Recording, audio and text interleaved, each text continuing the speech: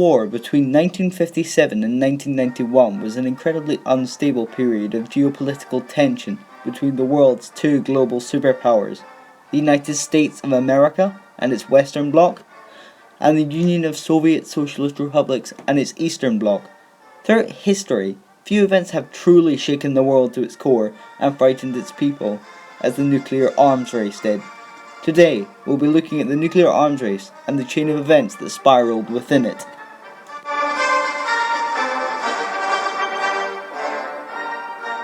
To understand how the nuclear arms race began, we need to travel back to the 1940s, 1945 to be exact, just before the detonations of Nagasaki and Hiroshima by the United States, which officially ended the Second World War.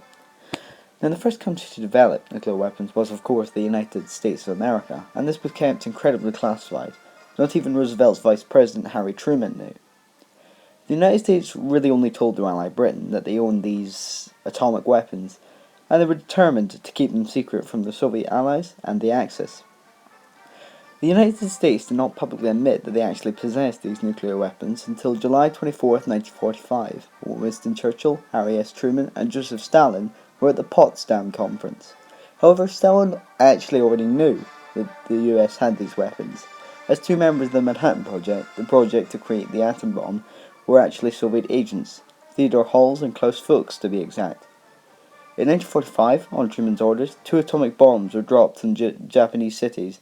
The first bomb was dropped on Hiroshima and the second bomb on Nagasaki. After the war, at the United Nations meeting, 2 plans were laid out by both of the superpowers.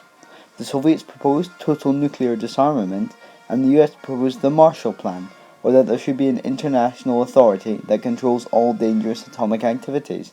Both these proposals were eventually rejected by the United Nations.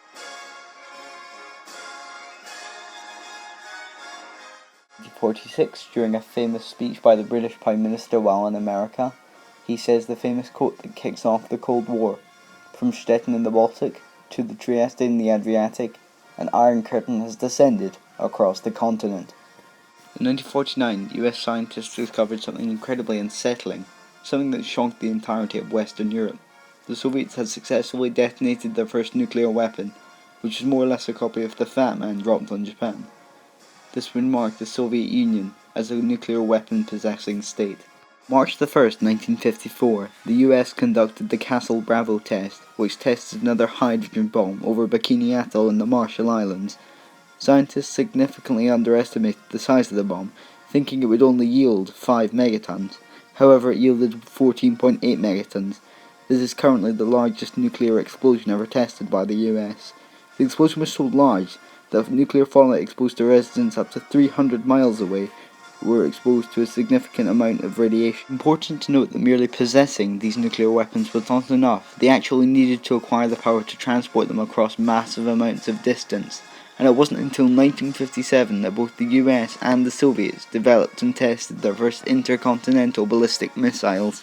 The Soviet Union detonated its first true hydrogen bomb on November 22, 1955.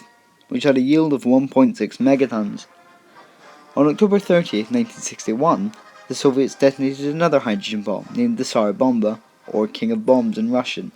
It had a yield of approximately 58 megatons. This was the largest nuclear explosion in recorded history and still remains to this day. Both sides knew that any attack upon the other would result in total nuclear devastation of each other's sides and their allies. The theory was that this would restrain each other from attacking the other.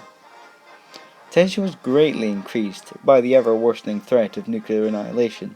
This tension helped to cause the U-2 crisis in 1960 and the Cuban Missile Crisis in 1962 between Kennedy's America, Castro's Cuba, and Khrushchev's USSR. By the 1970s, both sides had developed anti-ballistic missile systems, or ABMS, to counteract the ICBMs, or Intercontinental Ballistic Missiles. In 1983, President Reagan announced research into the SDI, or Strategic Defense Initiative. This initiative would give the USA the ability to destroy nuclear missiles from space. Even today, this seems incredibly futuristic, now doesn't it? The USSR saw this as a major threat, as it would allow the USA to achieve a first strike. Because of financial and technological constraints, this never really became a reality. The nuclear arms race eventually ended with the dissolution of the Soviet Union in 1991, which officially ended the Cold War. The USSR and the United States were not the only nuclear-armed nations. Other nations with nuclear arms were France, Great Britain, and the People's Republic of China. It is estimated that by 1961, enough nuclear armaments were in the world to destroy the entirety of humanity. Now, these events have obviously been dumbed down quite a bit, but I hope you enjoyed today's video and this short infographic on the nuclear arms race. If you'd like to like and subscribe, it would really help us out, and I'll be posting more videos on things such as the Hungarian Revolution and the Cuban Missile Crisis, so stay tuned for that, and have a good one.